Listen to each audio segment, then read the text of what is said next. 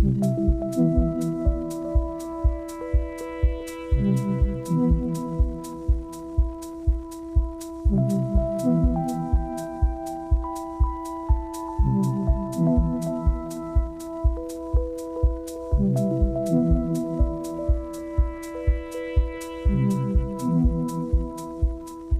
are between 400,000 and 500,000 children under the age of 18 that perform farm work in this country. They come from all backgrounds, all walks of life.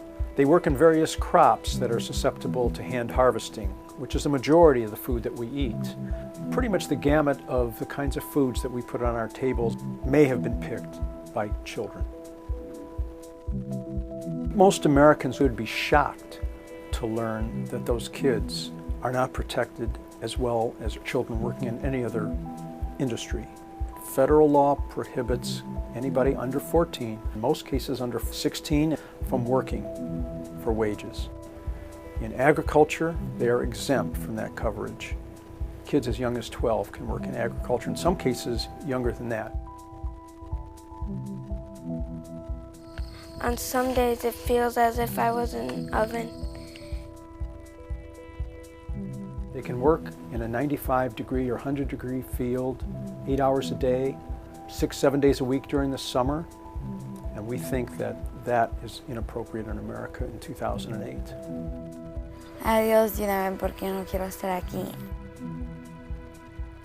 We think of farm work as kind of an idyllic situation where you're out in the fresh air, enjoying the rich earth and the fruits of your labor, but the truth is, when it's a job, you're exposed to extremely hazardous conditions under difficult working situations. I prefer to die, because I don't want to be there working in the fields.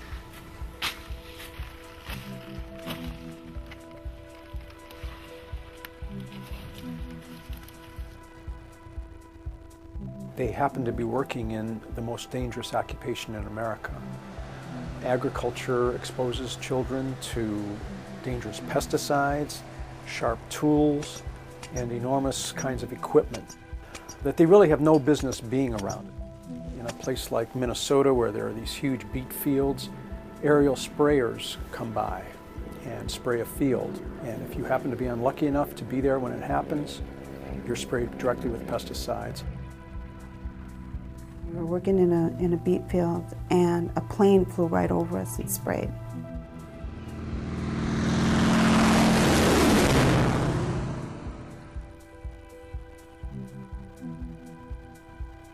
There's very high rates of cancer.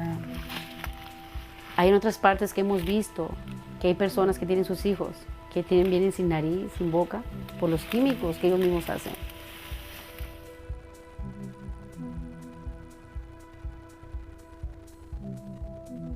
Kids often don't dress properly for the job that they have to do, so they'll go out into a field barefoot. You get a little cut, pesticides infect that cut. Pretty soon you've got damaging infections that you wouldn't have had in any other situation. I have been working in the field with my broken toe. I got hit with the machete right in my knee. Like I hit it right there. La hoja te pegaba en el ojo y te hacía bien feo el ojo y nomás dolía mucho y pues. In addition, they're using sharp tools. We've talked with kids that are cutting onions, for example, in Texas and Colorado. They're using incredibly difficult tools that endanger them, not to mention the fact that they're working near enormous machines that can destroy a person in a heartbeat. Last December, a 2-year-old child was killed in an orange orchard in Florida. Her 10-year-old brother was working with the rest of the family. He was driving a pickup truck that was hauling the trailer of oranges, and he didn't see his 2-year-old sister get out of the truck and slip in between the truck and the trailer. And so she was run over and killed.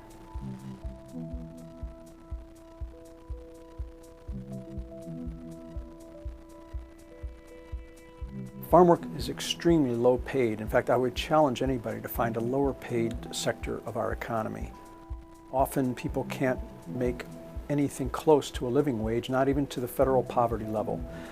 That gives them an incentive to try and get as many hands out there as possible to bring in a little bit more money. Como trabajador de migrante, pienso que no es suficiente el pago que están dando. And so the temptation is, if you've got an 11-year-old who's able-bodied, what the heck? Let's go out into the fields, you can help out. The kids often want to help out. It's not a bad instinct. Y tengo 6 años estar viniendo aquí al estado de Minnesota. Hace 6 años pagan a 22, 25 las labores. Y todos ellos todavía ahorita te quieren pagar 22, no quieren subir más, 15, 22. Now that could be 5, 6, 7, 8 people out there working on that acre. They could be out there for 2 or 3 hours. Now you split among 7 or 8 people. You're not making hardly anything.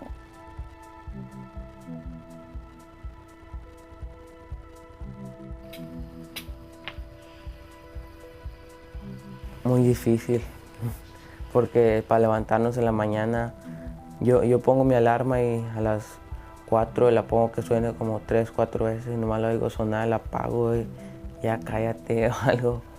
No me gusta trabajar, pero tengo que trabajar para ayudar a mis padres, para sacar mi ropa, para la escuela. Children are working in the field because the parents are not paid well enough, and when you have a group of kids working together as a family, they'll be able to make a little bit more money.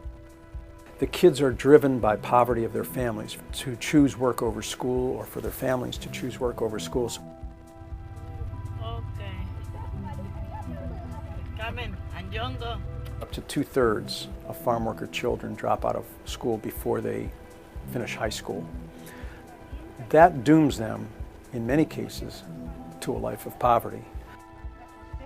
A lot of kids have to drop out of school in April because the parent needs to come and work and getting prepared for the jobs. They may be continuing to work in the fields, or they may work in a packing plant or produce plant, but in any event, they are not going to break the cycle of poverty if they drop out of school. He pensado yo en ser drop out of school, sí lo he pensado. Me tocó a mí pasar con mi hijo Frankie y con mi hija Yaresi, pelear desde que llegó de la escuela, desde noviembre, diciembre, hasta que salió, hasta junio, porque ellos no le querían hacer los créditos bien. So a lot of the kids are destined to a life of poverty, ironically, by the very fact that they're working hard to help out their families. So that's really the driving force, is the low wages that people can earn, putting food on our tables. Eso es lo que más a mí me duele. La educación me duele. Porque si tienes educación, no tuvieras que estar en el field.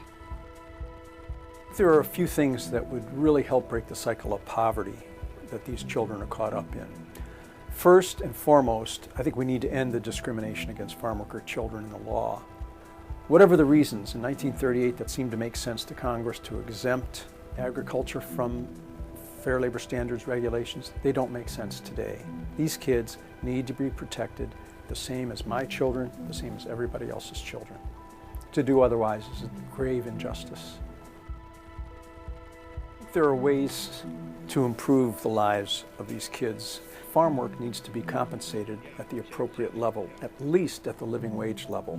It continues to be a disgrace in America that the people that pick the crops that wind up on our tables as the food we eat sometimes can barely afford to buy that food themselves. That's what you do every day in life. You just go back and forth, and there's nothing to look forward, because you know you're going to do this the next day and the next day. I think we as Americans have gotten very, very kind of distant from how the food gets to our tables. Once people learn about how the food is picked and prepared, and that children are working in the fields, they usually want to do something about it. And the overwhelming majority of these children are American citizens. And they're just like every other kid around us. They want to help their families, they want to stay with their families, and they want to succeed in life. And we're doing the first two pretty well. They're staying with their families and helping their families, but we've cut off their ability to succeed in life. And I don't think that serves us very well as a nation. Un niño migrante, para ellos no lo toman en cuenta, ni saben si existe o no.